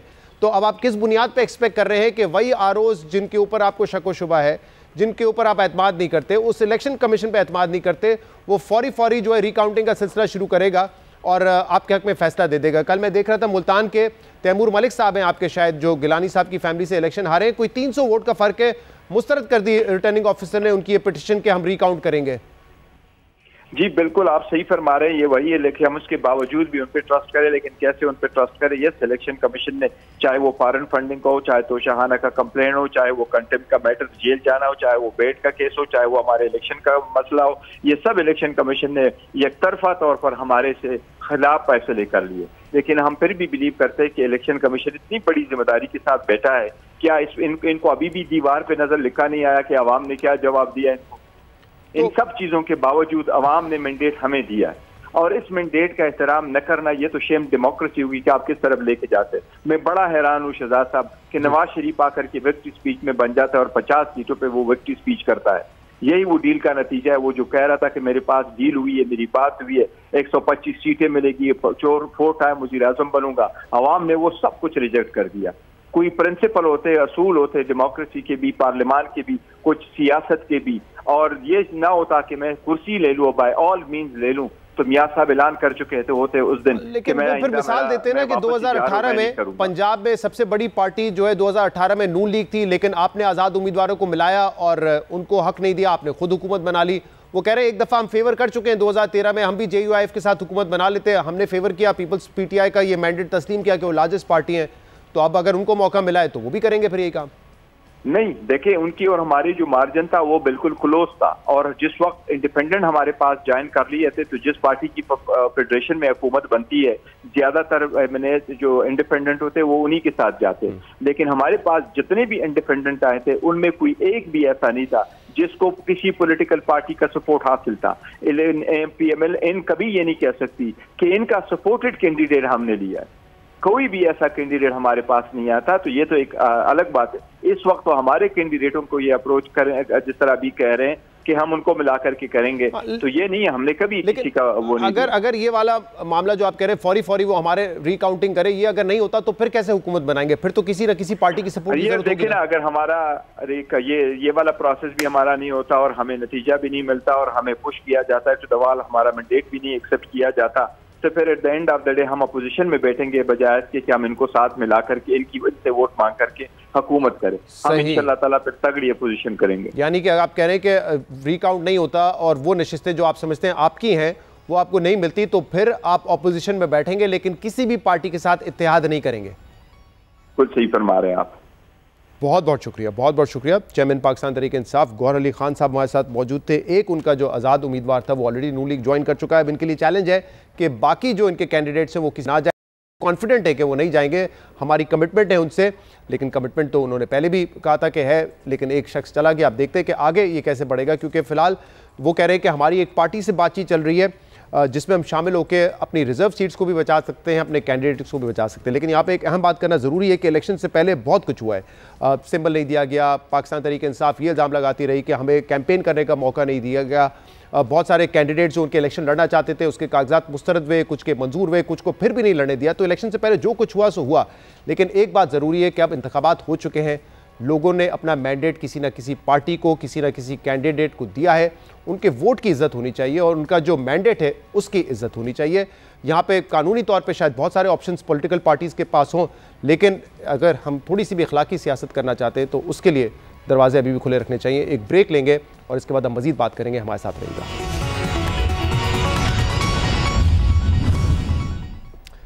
वेलकम बैक नाजरीन। एक खबर ये आई है कि PMLN का वफ्द जो है अब वो लाहौर में बिलावल हाउस पहुंच गया है पीपल्स पार्टी से मुलाकात के हवाले से। प्रोग्राम के पहले हिस्से में भी हमने ये बात की कि एक तरफ तो कुछ सियासी जमातें हैं जो कि इलेक्शंस पर रिगिंग के इल्ज़ामात लगा रही हैं, एतराज़ात कर रही हैं। अभी गौहर अली खान साहब का हमने तफसीली इंटरव्यू भी किया, बट दूसरी तरफ मुख्तलिफ पार्टीज़ ये कोशिश कर रही हैं कि वो अपनी सरकार को कायम कर सकें। इरफान सिद्दीकी साहब PMLN के सीनियर रहनुमा इस वक्त हमारे साथ मौजूद हैं, उनसे हम मजीद बात करेंगे। इरफान साहब बहुत बहुत शुक्रिया वक्त देने के लिए। अभी देखें ये खबर आ रही है कि नून लीग का वफ्द पीपल्स पार्टी से भी मुलाकात करेगा और जाहिर सी बात है बात हो रही है हुकूमत बनाने के हवाले से। लेकिन मेरा सबसे पहले सवाल आपसे ये है कि नून लीग की 78 नशिस्तें हैं, 78 आपके उम्मीदवार जो इंडिपेंडेंट थे PTI के, उनकी तादाद ज़्यादा है, 92 है। तो उस दिन जब नवाज शरीफ साहब ने अपनी विक्ट्री स्पीच में ऐलान किया कि हम कोalition गवर्नमेंट बनाएंगे, तमाम पार्टी आके मिले, क्या ये बेहतर नहीं होता कि पहला मौका PTI को दिया जाता, उनके आज़ाद उम्मीदवारों को दिया जाता? और वैसे भी कोई ऐसा पार्टनर लगता नहीं है कि उनको मिले तो वो अपने तौर पे हुकूमत नहीं बना सकते थे, फिर आप मौका ले लेते। तो एक जो मॉरली बात जो की जाती है कि सबसे बड़ी जमात को पहले मौका मिलना चाहिए, उसकी भी वो भी हो जाता और शायद आपकी हुकूमत भी बन जाती अगर PTI ना बना सकती तो। जी बिल्कुल ठीक कह रहे हैं शहजाद, और ये हमारी राय है। आज बड़ी हमारी तफसीली मीटिंग हुई है कुछ 4 घंटे की, और उसमें ये सारे मौज़ूआत ज़ेरे बहस आए हैं। हमारी तरफ से बिल्कुल खुली छूट है, कोई रुकावट नहीं है उनके लिए। वो अगर अपनी तादाद के साथ, अपने नंबर्स के साथ अपने प्रेसिडेंट की आशीर्वाद से प्रेसिडेंट उन्हें दावत दे देंगे कि आपकी अक्सरियत है, आप बनाएं हुकूमत, और वो हुकूमत बनाने की कोशिश करें। अगर वो नहीं बना पाएंगे तो फिर हम अपनी कोशिश कर लेंगे। हमारी तरफ से उनकी कोशिश की राह में कोई रुकावट नहीं है। हाँ, लेकिन क्योंकि उस दिन जब मियां साहब ने तो इस तरह की बात नहीं की, वो तो अपने आप को ही सबसे लार्जेस्ट पार्टी बार बार कह रहे थे और कह रहे थे कि दूसरे कोलिशन पार्टनर्स हमारे साथ आके मिल के हुकूमत बनाएंगे, तो बड़ी तनकीद हुई इसके बाद कि अगर आप लार्जेस्ट पार्टी नहीं है, एक पार्टी के पास सिंबल नहीं है, इसलिए वो आप उनको आज़ाद उम्मीदवार कह रहे हैं। बट हकीकत ये है कि अगर सिंबल होता तो वो लार्जेस्ट पार्टी होती इस वक्त। लार्जेस्ट पार्टी होने के बावजूद अब उनके सामने दो ऑप्शन है ना। जमीनी हकायक पे अगर आप नजर रखें तो उनके सामने एक ऑप्शन ये है कि पीपल्स पार्टी के साथ मिलकर हुकूमत बनाए, उनके नंबर पूरे हो जाएंगे। दूसरा ऑप्शन ये है कि PMLN के साथ मिलकर अपने नंबर पूरे कर लें। अब इन दोनों ऑप्शंस में से अगर वो कोई एक भी ऑप्शन एक्सरसाइज करने पे तैयार नहीं है, और अली गौहर साहब अभी कह चुके हैं कल ही किसी इंटरव्यू में कि हमें जो अवामी मैंडेट मिला है वो इन दोनों जमातों के साथ बात करने की और इनके साथ मिल बैठने की इजाजत नहीं देता, हमारा मैंडेट ये नहीं है। तो जब उनका मैंडेट ये नहीं है और उनके पास 100 या 101 मेंबर हैं, तो उसके बलबूते पे अगर कोई मौजूदा हो सकता है तो वो कर दिखाएं, हमारी तरफ से कोई रुकावट नहीं है। सही, ये उस दिन पहले दिन स्पीच में कहा जाता तो ज्यादा बेहतर था, लेकिन अब शायद इम्कान है कि कोई ऐसी दावत आपकी तरफ से दे दी जाए कि पहले आप बनाने की कोशिश कर लें हुकूमत, अगर आप नहीं बना सके तो फिर हम अपने इत्तेहादियों के साथ मिलकर बना लेंगे। शायद इसी तरफ सिचुएशन जारी है गालिबन। जी बिल्कुल, उन्हें कोई रुकावट नहीं है, लेकिन आप भी जानते हैं, मैं भी जानता हूँ, बच्चा जानता है कि 101 मेंबरों के साथ हुकूमत नहीं बनती। जब नहीं बनती तो फिर मामले को लटकाना है और देर करनी है और ताखीर करनी है और बेयकीनी की फजा पैदा करनी। इवन देन हम तैयार हैं, प्रेसिडेंट उनके मौजूद हैं, आईन कानून के अंदर गुंजाइश हो या ना हो, वो उन्हें कह सकते हैं कि जी सबसे बड़ी पार्टी आप बन के आए हैं, आप हुकूमत बनाएं। अच्छा, दूसरी बात, ठीक, इरफान साहब आप भी अपने ये अभी इलेक्शन मुहिम के दरमियान हमने आपको इंटरव्यू किया, दीगर आपके और भी हमने बातें सुनी, तो आप ये एक बार बात करते रहे कि एक कमज़ोर हुकूमत थी 16 माह और उस वजह से नून लीग को पंजाब में बड़ा नुकसान हुआ है। जो हमने इस रिजल्ट में देखा है कि नून लीग के पास फील्ड ओपन थी, PTI के पास नहीं थी, फिर भी आप मेजॉरिटी पार्टी बन के नहीं उभरे। तो जो आप ये तनकीद करते थे कि कमज़ोर हुकूमत है, सियासी नुकसान हुआ है मुश्किल फैसले करने की वजह से हमारी हुकूमत, हमारी जमात को, तो अब दोबारा क्यों एक इस तरह के सेटअप में आप जाना चाहते हैं? इससे क्या फ़ायदा हासिल होगा? देखिए शहजाद, बिल्कुल हम ठीक कह रहे थे और वक्त ने हमारी बात को दुरुस्त साबित किया कि हमने जो बैगेज ले लिया इमरान खान की हुकूमत का, वो हमारे लिए मुफीद साबित नहीं हुआ, बल्कि हमारा जो पॉलिटिकल कैपिटल था उस वक्त भी हम कहते थे उसको नुकसान पहुंचा। वक्त ने ये बात साबित कर दी। अब जो सवाल अगला है आपका कि एक तल्ख तजर्बे के बाद और कड़वे तजर्बे के बाद हम वही तजर्बा क्यों दोहराना चाहते हैं? अब यहाँ इस वक्त सूरत हाल देखिए और एक जमहूरी ज़हन रखते हुए सोचिए कि इस वक्त की जो असेंबली है, हंग मैंडेट आया हुआ है, इसमें ऑप्शंस क्या है? ऑप्शन ये है कि हम PTI के साथ मिल जाएं या PTI हमारे साथ मिल जाए, जिसका इम्कान ना होने के बराबर। दूसरा ऑप्शन ये है कि PTI पीपल्स पार्टी के साथ मिल जाए, वो खुद इनकार कर चुके हैं जी कि हमारा मैंडेट ये नहीं है, हम दोनों में से किसी के साथ नहीं मिलेंगे। तीसरा ऑप्शन ये है कि हम अड़े रहे हैं अपनी बात पे जी कि नहीं हमारी सीटें ज्यादा हैं, हम खुद हुकूमत बनाने की कोशिश करेंगे, मौलाना हमारे साथ हैं, MQM हमारे साथ है, अचकजई साहब हमारे साथ हैं, PMLQ हमारे साथ है।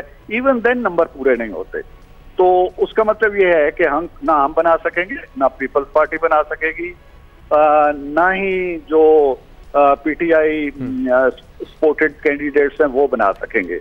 नतीजा क्या होगा? सीधा सीधा आईन में लिखा हुआ है कि ऐसी सूरत में असेंबली तोड़ दी जाएगी और हम फिर एक नए इलेक्शन में चले जाएंगे। तो मुल्क इस तरह के बहरानों का मुतहम्मिल नहीं हो सकता। मे बी कि हमें एक बार फिर अपने कैपिटल को, पॉलिटिकल कैपिटल को दांव पे लगाना पड़े, लेकिन मुल्क को इस सिचुएशन से बचाना भी तो किसी का फर्ज है ना। तो या तो हम अपने अनाज को देखें, आप लोग तो इस चीज पर बैट कर रहे थे ना कि जो पॉलिटिकल कैपिटल आपने लूज किया 16 महीने की हुकूमत में, और अभी भी आप कह रहे हैं इमरान खान का हमने सारा जो था उसकी बुराई वगैरह जो भी वीकनेस थी वो हमने अपने सर ले ली, लेकिन दूसरी तरफ आप ये कहते थे कि जब नवाज शरीफ साहब मुल्क वापस आ जाएंगे, कैंपेन करेंगे, हमने बड़ी मेहनत की है टिकट देने पर, तो हम वो पॉलिटिकल कैपिटल रिकवर भी कर लेंगे। और दूसरी तरफ आपको पता है कि कमज़ोर ओपोनेंट था, जिनको फील्ड नहीं मिली, वो अपने उम्मीदवार अपनी मर्जी से नहीं खड़े कर सके, बल्ले का निशान नहीं था। तो फिर what went wrong Irfan Siddiqui साहब? आप तो इलेक्शन से तवातुर से देखते आए हैं, पाकिस्तान में जमात का हिस्सा भी रहे, क्या व्हाट वेंट रॉन्ग? क्यों नहीं सादा अक्सरियत ले सके आप लोग? देखिए, इसके एक सबब नहीं है, इसके कुछ असबाब खुद हमारे हैं, कुछ असबाब ऐसे भी हैं जो हमारी दस्तरस में नहीं थे। कुछ फैसले ऐसे हैं जो हमने किए, कुछ फैसले ऐसे हैं जो हमने नहीं किए, लेकिन उसकी ज़ात हम पे पड़ी। लेकिन इसके बावजूद हम ये समझते हैं कि मियाँ साहब के आने के बाद हम संभले हैं। हम बहुत नीचे होते अगर उनका आना ना होता या वो कैंपेन में शामिल ना होते, हम शायद इतनी परफॉर्मेंस भी ना दिखा सकते। और आप आज ही आपने अदाद शुमार खैफन के देखे होंगे कि हमारा जो वोट बैंक है, जो हमने 2018 में वोट लिए थे, उससे कुछ ज्यादा वोट लिए हैं। पीपल्स पार्टी ने जो 2018 में लिए थे उससे कुछ ज्यादा लिए। कम अगर हुए हैं तो सिर्फ पीटीआई के हुए हैं। तो हम अपनी परफॉर्मेंस से बहुत खुश तो नहीं है, लेकिन नामुतमईन भी नहीं है। दूसरी बात यह है कि हमने उस वक्त अपने पॉलिटिकल असासे को दांव पे लगाया मुल्क की खातिर। आज भी अगर हमारे पॉलिटिकल असासे को नुकसान होता है, लेकिन हम अफरा तफरी से मुल्क को बचा लेते हैं, अदम इस्तेकाम से बचा लेते हैं, इंतशार से बचा लेते हैं, असेंबली को टूटने से बचा लेते हैं, तो इसकी कीमत अगर हमें देना पड़ती है तो हम अब एक बार फिर देने को तैयार। आपने कहा कि कुछ ऐसे फैसले थे जो कि आपके दस्तरस में नहीं थे, लेकिन उससे पार्टी को आपकी नुकसान हुआ। क्या आपका इशारा उन फैसलों की तरफ है जो कि इमरान खान के खिलाफ आए? नहीं, मेरा इशारा किसी मखसूस फैसले की तरफ नहीं है, लेकिन मामलात ऐसे होते हैं, इक़दामात ऐसे होते हैं जो आपके लिए बेनिफिशियल साबित नहीं होते। उनमें कुछ फैसले ऐसे हैं, बहरहाल वो अदालती फैसले हैं, उनके बारे में तो हम कुछ नहीं कह सकते। लेकिन आपके मुख्तलिफ वजूहात हैं। अब इस पे इरफान साहब आपसे खास तौर पे बात करना चाहूँगा, क्योंकि आप खुद जो है वो सहाफ़ी रहे और इसी जंग ग्रुप के साथ ही रहे। PMLN का जो मीडिया सेल है और आपका ऑफिशियल ट्विटर अकाउंट जो है वो मुस्तकिल जो है मीडिया को निशाना बना रहा है, मीडिया पे तनकीद कर रहा है। राना सनाउल्लाह साहब भी मीडिया पे तनकीद कर रहे हैं, खासतौर पे हमारे इदारे पे तनकीद हो रही है, जियो पे तनकीद हो रही है। इसकी क्या वजह है? मीडिया ने क्या किया है ऐसा? उस दिन जब नताइज आ रहे थे, हम आपको नताइज बता रहे थे और ये बता रहे थे कौन आगे है कौन पीछे है। अब जब हतमी नतीजा इलेक्शन कमीशन का आया है तो उसमें भी आप लोग दूसरी पोजीशन पे हैं, यानी कि ऐसा नहीं है कि आपको पहली से दूसरी पोजीशन पे दिखाया और अब आप हकीकतन पहली पोजीशन पे हैं। आपको दूसरी पोजीशन पे दिखा रहे थे, आप दूसरी पोजीशन पर ही आए। तो क्या मीडिया से क्या गिला है आप लोगों का? क्या किया है मीडिया ने? नहीं, मैंने तो मेरा ख्याल है ऐसा कोई गिला नहीं किया आपसे। नहीं, आपका मीडिया सेल बाकायदा, मैं ट्वीट पढ़ सकता हूँ अगर आप चाहें तो। जी, मैं अपनी ज़ात की बात कर रहा हूँ जी। और मैं समझता हूँ कि मीडिया अगर हकायक सामने लाता है और वो हकायक हमारे लिए अच्छे नहीं हैं, तल्ख हैं, या उनसे हमें गुस्सा आता है, तो इसका मतलब ये नहीं है कि आप आईना देखें और अपने चेहरे को देख के गुस्सा करने लगे। मेरी सोच तो ये है। लेकिन मैं ये भी कहूँगा कि बहरहाल एक मीडिया का देरीना कारकुन होते हुए और मीडिया से वाबस्तगी रखते हुए कि जब अव्वली नतायज आए, कोई 8, 9, 10, 12% आए, तो उन नतायज की बुनियाद पर एक औकाफ पहाड़ खड़ा कर दिया गया और उसको हकीकत का दर्जा दे दिया गया और उसको हतमी नतीजा करार दे दिया गया। इरफान साहब, मैं आपको बताऊं कि जितने भी नताइज आ रहे थे जब इलेक्शन पोलिंग खत्म हुई, तो परसेंटेज के साथ आते हैं कि इस हल्के में कितने परसेंट नताइज हम बता रहे हैं, 2%, 3%। और आपको बताऊं कि 8 तारीख को इंतखाबात हुए, 9 तारीख की शाम को जाके कहीं पार्टी पोजीशन चलना शुरू हुई। इससे पहले तो पार्टी पोजीशन भी कोई नहीं बता रहा था, और जियो ने खासतौर पर उस वक्त पार्टी पोजीशन बताई जब किसी ना किसी हल्के की 100% नताइज पे 100% नताइज आए, उन्हीं हल्कों का बताया गया पोजीशन किया। मैं सिर्फ अदना से गुजारिश कर रहा हूं कि शायद नताइज जो आए थोड़े बहुत, उनकी बुनियाद पे हमने बहुत जल्दी हतमी नतीजा अखज़ कर लिया, जिससे थोड़ी सी बदमज़गी जरूर पैदा हुई। लेकिन मैं समझता हूं कि मीडिया को तनकीद का निशाना बनाने की जरूरत नहीं है, और ना ही मीडिया को, क्योंकि मीडिया तनकीद करता रहता है, गिरफ्त करता रहता है, हमारी खामियां बयान करता रहता है। तो अगर जवाबन मीडिया के बारे में भी हमसे कोई गुस्ताखी हो जाए तो खुले दिल से बर्दाश्त कर लेना चाहिए। जी, लेकिन आपको याद होगा इरफान सिद्दीकी साहब, और मुझे तो याद है 2013 में कोई 11 बजे के आसपास मियां नवाज शरीफ साहब ने तकरीर कर दी थी कि हम जो है लार्जेस्ट पार्टी उम्मीद करें, बस 2/3 हमें सिंपल मेजॉरिटी मिल जाए ताकि मखलूत हुकूमत की जरूरत ना हो। उस वक्त इमरान खान साहब ने बड़ी तनकीद की कि यार 11 बजे तो 20% नताइज आए थे, आपने कैसे तकरीर कर दी। बाद में धरना भी उसी बुनियाद पर दिया गया। धरने में कहते रहे कि देखें उन्होंने तो 11 बजे तकरीर कर दी थी, उस वक्त तो नताइज नहीं आए थे। 2018 में इमरान खान के हवाले से यहीं पे जियो ने भी बता दिया था 10 साढ़े 10 बजे के वो लार्जेस्ट पार्टी बनने जा रही है पाकिस्तान तहरीक इंसाफ। तो हमेशा यही होता है? नहीं, हमेशा ये नहीं होता है। अगर आप थोड़ी सी अपने रिसर्च सेल को बताइए कि 2013 में जब नवाज शरीफ साहब ने स्पीच की थी, कितने रिजल्ट्स आ चुके थे और कितने रिजल्ट्स के बारे में कितने लोगों को कितनी सबकत हासिल थी, नतीजा आदमी नहीं आया था। तो वो रिसर्च जब आपके सामने आ जाएगी और टेबल आप उस वक्त दिखाएंगे कि ये नवाज शरीफ तकरीर कर रहा है और ये टेबल है, तो मेरा ख्याल है वो कैफियत नहीं होगी जो इस साल हुई है। वो बड़ी हद तक वाजे हो चुका था कि नतीजा क्या आ रहा है।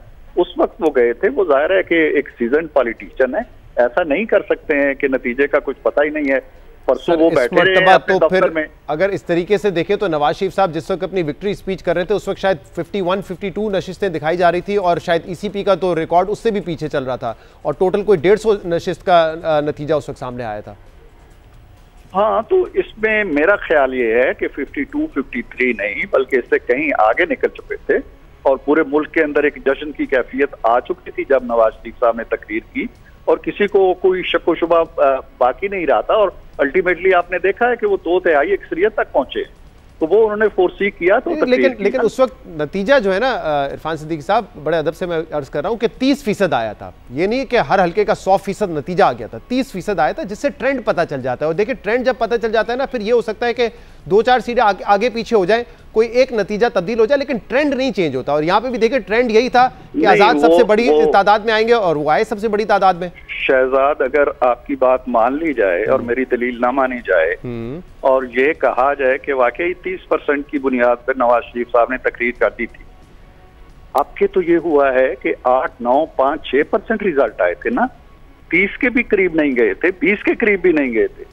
जब ये ढूंढिया पिट गई कि जी के फलां मारे गए और फलां जो है वो जीत गए। अच्छा, ये कल मरियम साहिबा ने भी कहा कि सफाया हो गया। हमने कहा ये किसने लफ्ज इस्तेमाल किया? मैं तो आपको बता रहा हूँ 9 तारीख को शाम कोई 6-7 बजे के करीब शायद पार्टी पोजीशन चलाना शुरू की। उससे पहले तो पार्टी पोजीशन भी नहीं चलाई जा रही थी। नहीं, मैं पर्टिकुलरली आपकी बात नहीं कर रहा ना। अटैक तो सर, अटैक तो आपका जो मीडिया सेल है वो जियो को ही कर रहा है।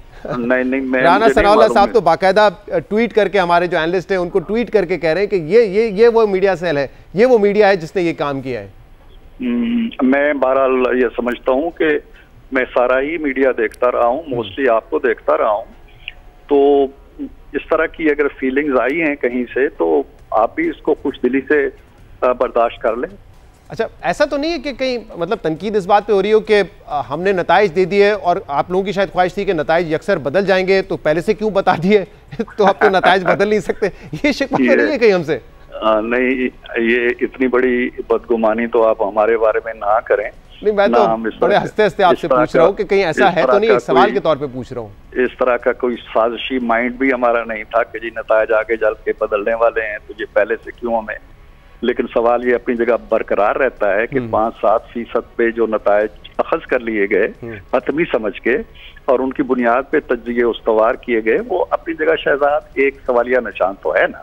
सही। चले, मीडिया के हवाले से आपसे तफसीली गुफ्तगू इसलिए की क्योंकि आप खुद जो है वाबस्ता रहे हैं मीडिया से। अब जरा हुकूमत फॉर्मिंग पे दोबारा आते हैं। अभी हमारे साथ थे फैसल करीम कुंडी साहब, वो कह रहे हैं मेरी तजवीज़ तो ये जो मैं पार्टी की सीसी में रखूंगा कि वज़ीर आज़म हमारा होगा और कोalition हुकूमत में हम तब भी आएंगे वरना अपोजिशन में बैठेंगे। तो क्या नून लीग इसके लिए तैयार हो जाएगी कि ठीक है 16 महीने में हमारा वज़ीर आज़म था, अब आप बना लीजिए? देखें, इन बातों पे आज जो हमारी मीटिंग हुई है इसमें बिल्कुल कंक्रीट अंदाज में, स्पेसिफिक अंदाज में ये बात नहीं हुई है कि अगर वो इंसिस्ट करते हैं कि हमारा वज़ीर आज़म होगा तो हमारा रोल क्या होना चाहिए। अब देखना है जो एक जमहूरी रिवायात होती हैं। हम एक अक्सरियती पार्टी है कौमी असम्बली के अंदर, हमारी तादाद इस वक्त 80 को छू रही है, 80 से आगे भी इंशाल्लाह बढ़ेगी।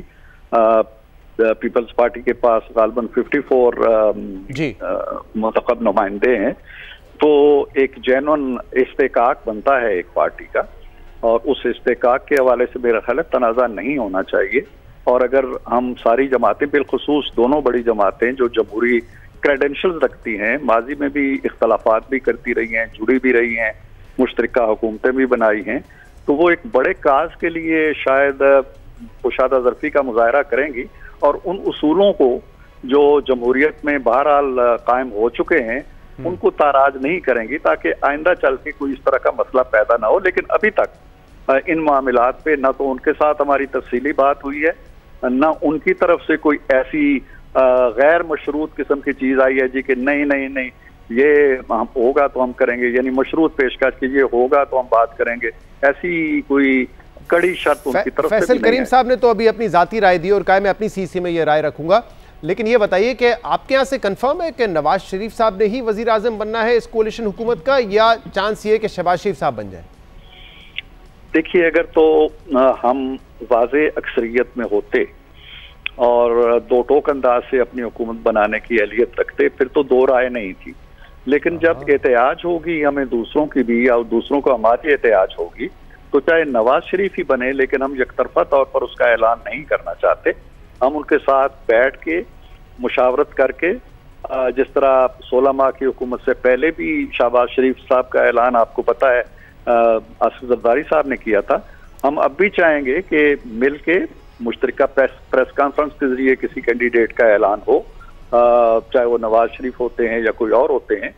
लेकिन हम इसलिए रुके हुए हैं कि जब बातचीत का एक सिलसिला शुरू हो गया है, तो इस बातचीत को अतमी मोड़ तक जाने से पहले हम कोई यकतरफा ऐलान ना करें। नहीं तो ये वैसे आपकी अपनी पार्टी में भी अब एक राय तब्दील हुई है कि आप सिंपल मेजॉरिटी नहीं लेकर आए तो हमें कंसिडर करना चाहिए किसी और कैंडिडेट की तरफ से, शहबाज शरीफ? नहीं, मैं कंसिडरेशन की बात नहीं कर रहा जी। मैं एक जमहूरी रवैयों की बात कर रहा हूँ कि जब आप एक बड़ी जमात के साथ और चंद दूसरी जमातों को मिला के हुकूमत बनाने जा रहे हैं, तो कायदे ऐवान वो ऐवान मुंतखब करेगा जो इन जमातों पे मुश्तमिल होगा। तो उन जमातों को एतमाद में लिए बगैर, चाहे आपने अपने तौर पे एक राय बनाई हुई हो, जो कि है हमारी राय कि नवाज शरीफ साहब वजीर आजम होने चाहिए, लेकिन हम नहीं चाहते कि ये राय मुसल्लत करके हम कहें जी कि ये तो अटल है, बाकी आए बात करें। अच्छा, पीपल्स पार्टी की हद तक बिलावल साहब तो बड़े ओपनली कह चुके हैं नवाज शरीफ साहब को नहीं सपोर्ट कर सकते। हाँ, शहबाज शरीफ के साथ वो कहते हैं वर्किंग रिलेशनशिप अच्छा था, तो अगर पीपल्स पार्टी ये राय का इजहार करेगी तो फिर जो उनका ख्वाब है नवाज शरीफ साहब का चौथी मरतबा वजीर आजम बनने का, वो तो नहीं पूरा होगा फिर? नहीं, सियासत में ख्वाब और ताबीरें जो हैं वो उनका आपस में तालमेल कभी हो जाता है, कभी नहीं होता है, ऐसी कोई बात नहीं है। और नवाज शरीफ साहब जो हैं वो मेरा ख्याल है 3 बार वजीर आजम रह चुके हैं, चौथी बार का वो इस्तेकाक इस वक्त रखते हैं। उनकी पार्टी सबसे बड़ी पार्टी है। आगे क्या होता है वो कोई उनके लिए भी रोग नहीं है, हमारे लिए भी रोग नहीं। इरफान साहब कहने वाले कहते हैं इस कोalition का हाल 2008 वाला होगा, पीपल्स पार्टी के साथ नून लीग की हुकूमत बनी, बड़े बड़े दावे हुए, लेकिन चंद माह में वो कोalition गवर्नमेंट टूट गई। देखिए, कल आने वाला वक्त बताएगा कि क्या होता है। हम ये नहीं कह सकते हैं जी कि नहीं ये बड़ी देर पा होगी और 5 साल बड़ी स्मूथली चलेगी, लेकिन हम ये कह सकते हैं कि आज वक्त का ये तकाजा है कि हम असेंबली को बचाएं, जमहूरियत का तहफ़्फ़ुज़ करें, नए इलेक्शन में जाने का वक्त नहीं है, और अपने मफादात को थोड़ा सा पसे पुश रखते हुए मिलजुल के आगे बढ़ने की कोशिश करें। आज का तकाजा ये है, इस तकाजे पे हम चल रहे हैं। इसके नतायज 1 साल बाद क्या होते हैं, 2 साल बाद क्या होते हैं, या 6 माह बाद क्या होते हैं, वो देखी जाएगी। बहुत बहुत शुक्रिया। इरफान सिद्दीकी साहब हमारे साथ मौजूद थे, नून लीग के सीनियर रहनुमा, और वो कह रहे थे, इस बात का एतराफ़ कर रहे थे कि बयान देना दुरुस्त नहीं है। बहुत सारे ऐसे फैक्टर्स हो सकते हैं जिसकी वजह से हम इलेक्शन हारे हैं, उस पर हमें जो है नज़रसानी भी करनी चाहिए। कुछ ऐसे फैसले वो कह रहे हैं कि इलेक्शन से पहले हुए जो हमारे दस्तरस में नहीं थे, लेकिन पार्टी को उसका बहरहाल नुकसान हुआ। प्रोग्राम में एक ब्रेक शामिल करेंगे, मजीद बात करेंगे हमारे साथ। वेलकम बैक नाज़रीन। मजीद बात करेंगे कि हुकूमत कैसे फॉर्म हो सकती है। MQM पाकिस्तान के रहनुमा मुस्तफ़ा कमाल साहब इस वक्त हमारे साथ मौजूद हैं। मुस्तफ़ा साहब, बहुत बहुत शुक्रिया वक्त देने के लिए। अब से कुछ देर पहले ये खबर आई है कि नून लीग ने पीपल्स पार्टी से मदद मांग ली है हुकूमत बनाने के लिए। आपकी भी मुलाकात हुई शहबाज शरीफ साहब से, आपके वफ्द की, तो उन्होंने आपसे भी मदद मांगी कि आप हमारे साथ हुकूमत में शामिल हों, और आपने इस पर अगर मांगी तो आपने इस पर क्या जवाब दिया?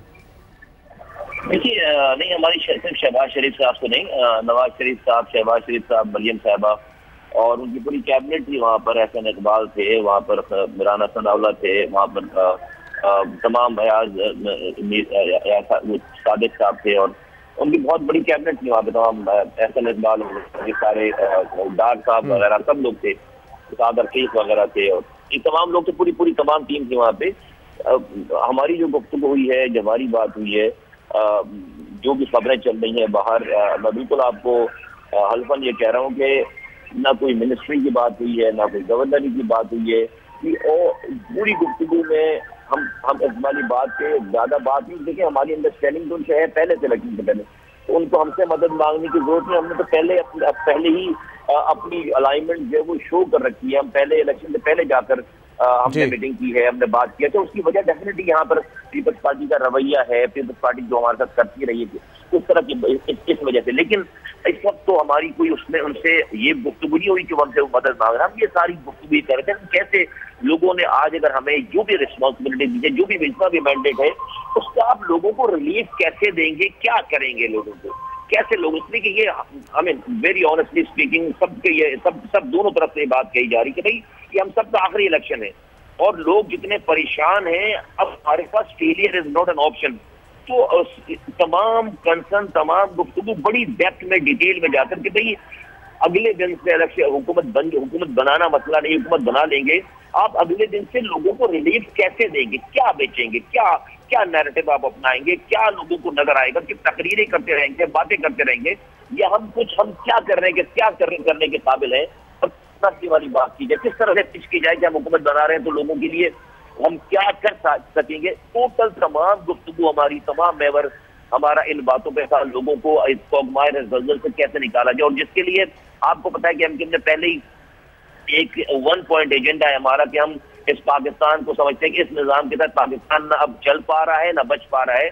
हमें पाकिस्तान को डिसेंट्रलाइज करना पड़ेगा, इसकी मैनेजमेंट को, और उसके लिए आइन में 3 तरामीम हमने प्रपोज कर रखी है, जिसमें वजीर आजम, वजीर आला की तरह जो महकमे है वो लोकल गवर्नमेंट के महकमे उसमें लिखे, NSP अवार्ड के साथ आप डिस्ट्रिक्ट को वहीं से पैसे दें, और इलेक्शन जो है लोकल गवर्नमेंट के टाइम पे कराने की तायीद करें, और उसको अपनी कॉन्स्टिट्यूशन में लिखें। ये कॉन्स्टिट्यूशन जो है वो अमेंडमेंट है, ये हमने दोबारा वहां पर बात की कि भाई हमें एक आउट ऑफ बॉक्स सोल्यूशन चाहिए। और मुस्तफा कुमार साहब, MQM पाकिस्तान ने अपने मंशूर में भी इसको हिस्सा बनाया, बल्कि आप तो पहले से बात करते आए कि प्रोविंशियल फाइनेंस कमीशन भी होना चाहिए, बर वक्त लोकल बॉडी इंतखाबात भी हो, और इख्तियारात और महकमे कौन से होंगे ये लिख दिया जाए आइन में। अब मसला ये है कि अगर आप लोग हुकूमत बना भी लेते हैं तो आइन में तब्दीली के लिए तो 2/3 अक्सरियत चाहिए, तो फिर वो तब्दीली कैसे होगी?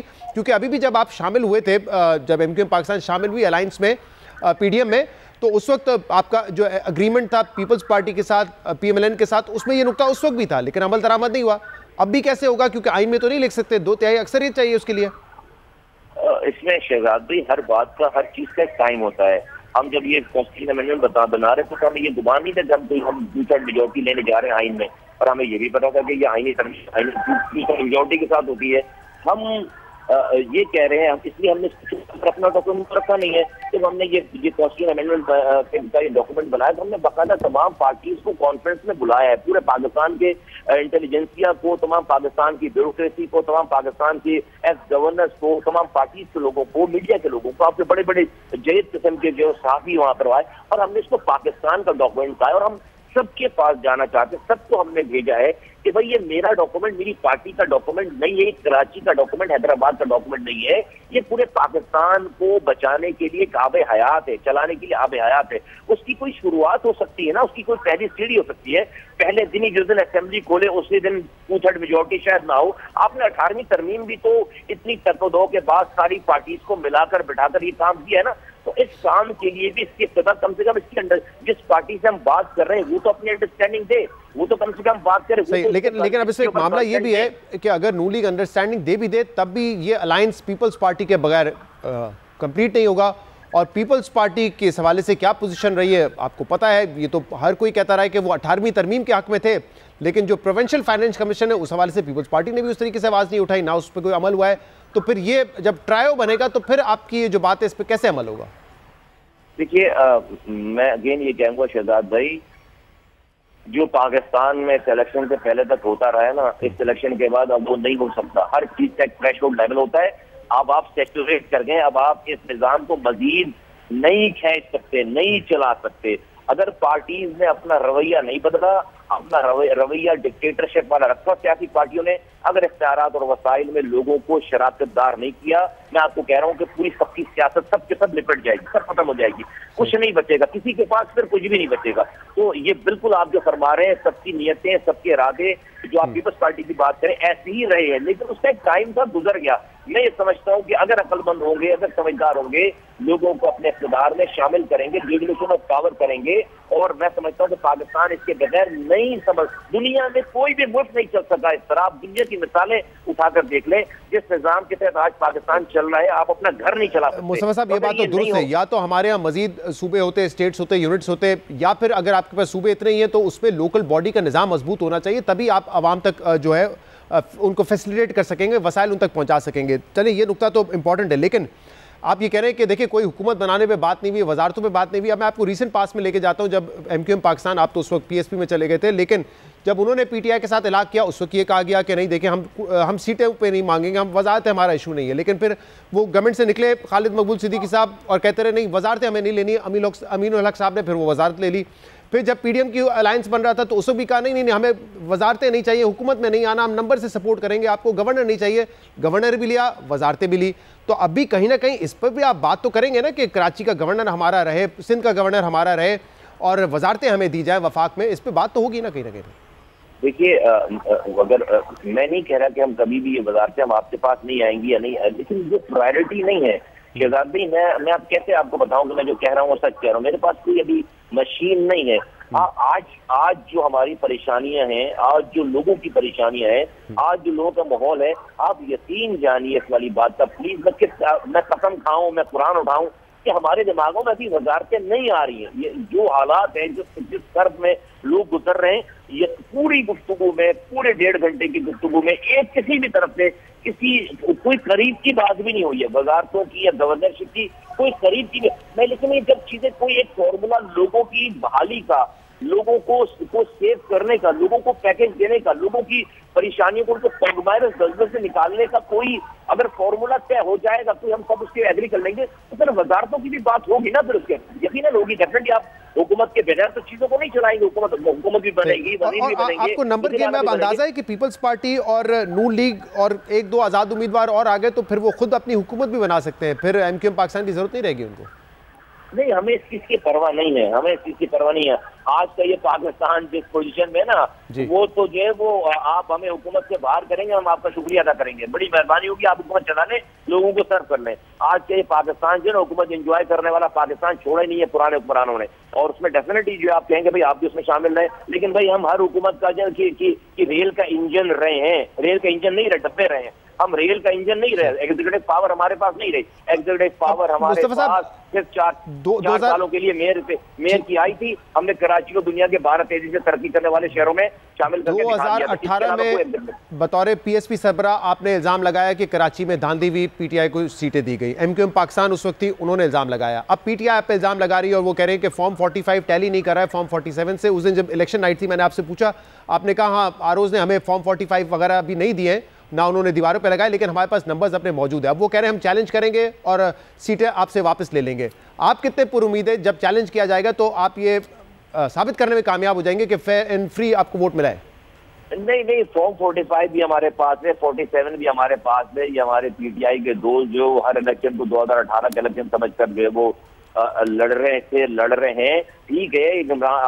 ये जो हुकूमत है, देखिए इमरान खान साहब की मोहब्बत का ये जो है वो सर्ज नहीं आया हुआ, ये जो है वो दूसरों की नफरत का सर्ज आया हुआ। अगर उनकी कारकर्दगी और उनकी मोहब्बत का जो है वो उनकी पार्टी का पे में ये पॉपुलैरिटी होती तो वो उनके जब वजीर आजम थे तो 21 में से 19 इलेक्शन हारे हैं, आखिरी हफ्तों तक वो इलेक्शन हारे हैं। ये तो उतरने के बाद लोगों को जो बाद में पार्टियां आई हैं हुकूमत में उनके ऊपर शायद पहले से गुस्सा होगा। इमरान खान साहब इस वक्त जो है वो पाकिस्तान की PTI इमरान खान साहब लोगों के गुस्से को निकालने के एक हथियार बने हुए, एक तरह से हथियार है। किसी को वो लोग जो है वो आपकी 5 साल की नाहलियों को, कारकर्दगी को अगर कोई जवाब नहीं देते तो आपको अब ये टेकन फॉर ग्रांटेड नहीं लेना चाहिए कि लोग बदला नहीं लेंगे। लोग इमरान खान की शक्ल में आपसे बदला लेते हैं, बदला ले रहे हैं और आपके खिलाफ वोट डालते हैं। अब इसको करना, इसमें क्या चाहिए, इसमें इमरान खान के ऊपर कॉन्सेंट्रेट करने की जरूरत नहीं है। इसमें आपको अपने अमाल को ठीक करने की जरूरत है। वो तस्वीरें, वो चीजें, वो पिक्चर, वो शक्लें जिसकी वजह से इमरान खान साहब की पॉपुलैरिटी बढ़ रही है, आप उन शक्लों को जब माइनस करेंगे इमरान खान साहब की पॉपुलैरिटी खत्म हो जाएगी, वापस अपनी जगह पे चली जाएगी। अगर पॉपुलर वो होते तो अपने वज़ीर आज़म होते वक्त वो 21 में से 18 सीटें नहीं आते। आज भी वो कारकर्दगी नहीं बता पा रहे किसी बात पे। बहुत बहुत शुक्रिया। मुस्तफ़ा कमाल साहब हमारे साथ मौजूद थे। इससे पहले इरफान सिद्दीकी साहब से हमने बात की थी कि PMLN का जो मीडिया सेल है बाकायदा बार बार हम पे तनकीद कर रहा है कि मीडिया ने जो है बड़ा गलत रोल प्ले किया। हम पूछ रहे हैं कि क्या गलत रोल है। जो नताइज दिखाए, नताइज वही आए। पहले भी ये दिखा रहे थे कि इंडिपेंडेंट सबसे बड़ी अक्सरियत में है और हुआ भी यही। इलेक्शन कमीशन ऑफ पाकिस्तान का नतीजा भी यही कहता है।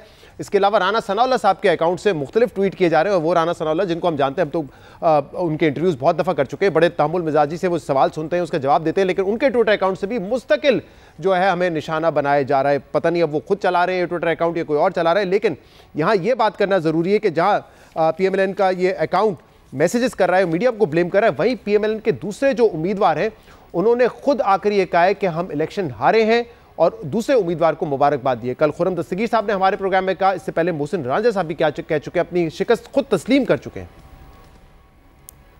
जरूर सरप्राइज दिया है जिसकी वजूहात अभी हम जानने की कोशिश कर रहे हैं कि ये क्या मामला हुआ है। मुस्लिम लीग नून के वोटों में कमी हुई है और वो जो कमी है वो थोड़ी नहीं है, वो 45,000 वोटों की कमी है। नया वोटर है वो मोटिवेट होकर आया है। मुस्लिम लीग नून के सामने एक बहुत बड़ा चैलेंज है आने वाले दिनों में, वो यही है कि हमने नए वोटरों के साथ कम्युनिकेट कैसे करना है, क्योंकि एविडेंटली ये तो काम हम नहीं कर सके। जो वोटर को फायर अप करने वाला जो मोटिवेशन थी वो एविडेंटली नहीं थी। इस दफा चूंकि हमारे सामने उस तरह कोई क्लियर जो है मुखालिफ जमात मौजूद नहीं थी, तो लिहाजा बयानिया है वो हमारे पास नहीं था। पंजाब का वोटर ये चाहता है, वो मज़ाहमत चाहता है, ये इससे कतई नजर के। खुर्रम साहब की तरह मोहसिन रांझा साहब ने भी कहा कि मैं शिकस्त तस्लीम करता हूं। इसके अलावा साद रफीक साहब ने जो है मुबारकबाद दी, लतीफ़ खोसा साहब को इलेक्शन जीत गए। लेकिन किफ़ायतुल्लाह साहब JUIF से उनका ताल्लुक है, NA-15 से वो इलेक्शन हारे। उन्होंने बड़ी इंपॉर्टेंट बात की, क्योंकि नून लीग अभी ये कह रही है कि हम NA-15 का इलेक्शन जीते। लेकिन सुने कि किफ़ायतुल्लाह साहब JUIF से ताल्लुक है, वो क्या कहते हैं। मैंने इलेक्शन को करीब से देखा, मैं कंट्रोल रूम में मौजूद था, तो किसी किस्म की ऐसी शिकायत नहीं मिली जिससे इलेक्शन मशकूक हो। PTI के लड़कों ने ज़्यादा जोश का मुजाहरा किया, अपने वोटरों को निकाला और इस तरह शहजादा मोहम्मद गस्सासफ खान जीत गए हैं। मेरी राय के मुताबिक जब आवाम ने उनके हक में राय दी है तो आवाम की राय का एहतराम करना चाहिए। गुफ्तगू आपने सुनी, हम मजीद बात भी करेंगे। 10 बजे हम दोबारा आपके सामने हाजिर होंगे इसी इलेक्शन ट्रांसमिशन में, मजीद बात करेंगे। हमारे साथ रहिएगा।